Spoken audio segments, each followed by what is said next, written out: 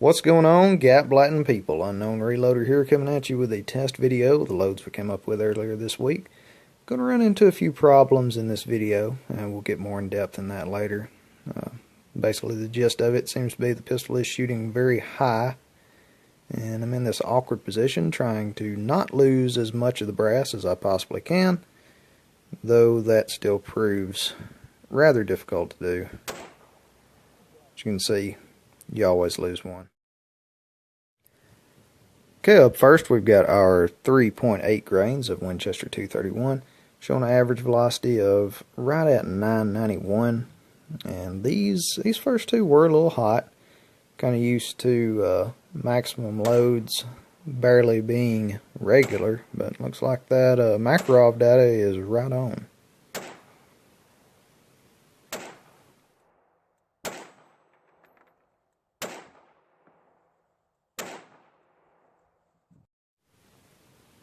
Probably not the best position in the world for absolute accuracy. You can see I'm having a big problem with the pistol shooting high. Kind of destroyed the top of the target stand there, but that's nothing we can't screw back together later.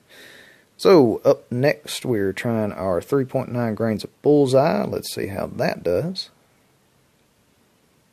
Again, in the truck bed. Trying not to lose as much of that brass as I possibly can. Now, this seems to be a lot better position, although equally as awkward. Still trying to figure out exactly where to hold. Very dissatisfied with the groups I got. Probably need some more time behind that pistol. As you can see here, opened up quite a bit. Not really anything impressive. And just having to hold so low down there is very awkward. It's a sight picture I'm not used to at all, having to hold basically a foot low to try and hit something.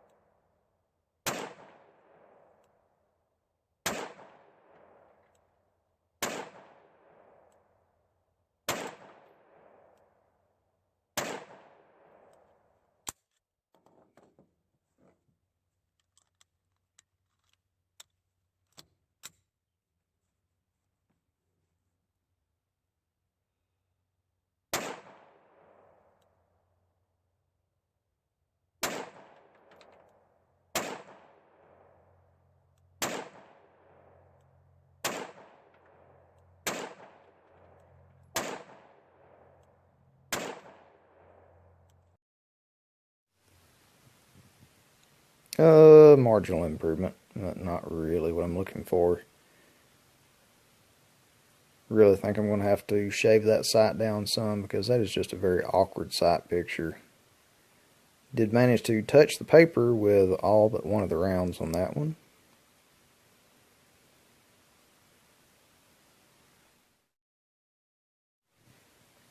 The other group, nothing to write home about either.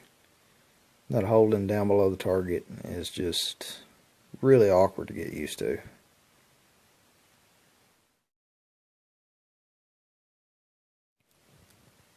Alright, fast forwarding to the next day, we've got 3.2 grains of bullseye. And these were a little more tame, doing about 900 feet per second. We're going to start off finding where to hold again. Shooting way high. This is at 30 yards. And we finally figure out where to get on that and start having some good hits.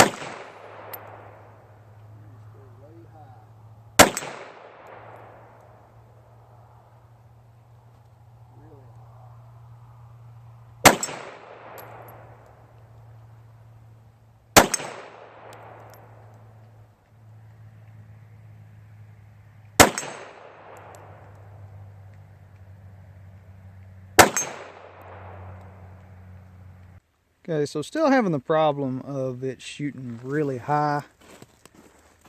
When I finally figured out how high it was shooting, so we got 1, 2, 3, 4, 5 hits out of the 8 rounds. I'm aiming pretty much a foot below this target to make these hits, and it looks like it's a little off to the left a little bit. have to compensate for that, but I'm going to have to shorten up that rear sight some to get some good hits.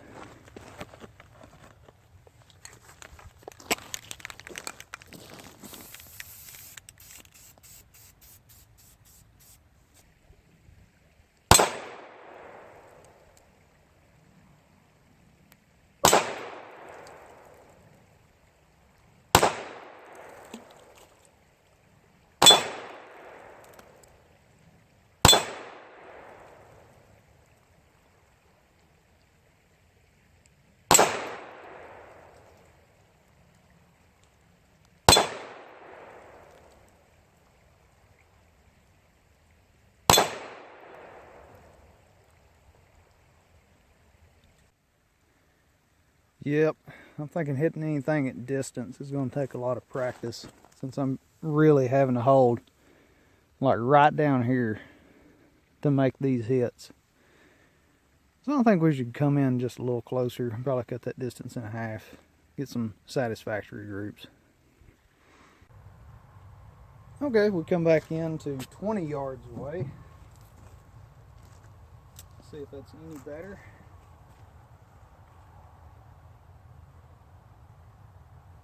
We'll hold low right.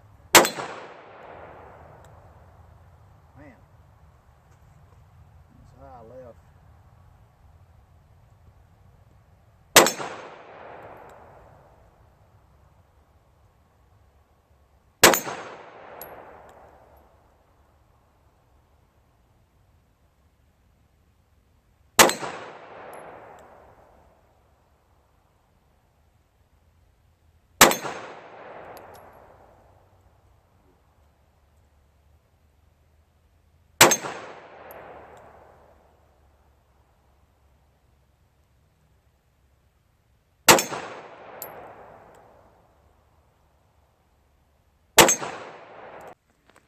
Okay, so let's see, 1, 2, 3, 4, 5, 6, 7, 8. Yep, all of them hit, and that was aiming just off the low right here.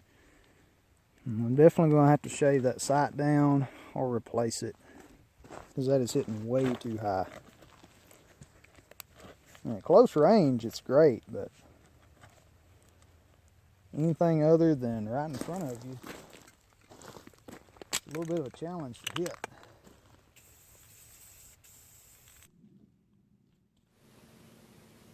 So to touch on these coated bullets for a second, I'm getting to be a big fan of them.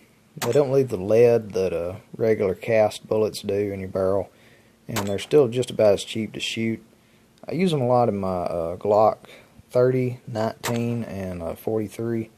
And the interesting thing is, in the 19 and 43, they are just about exactly 50 feet per second faster than the jacketed data, and that's exactly what I experienced here, which was kind of weird.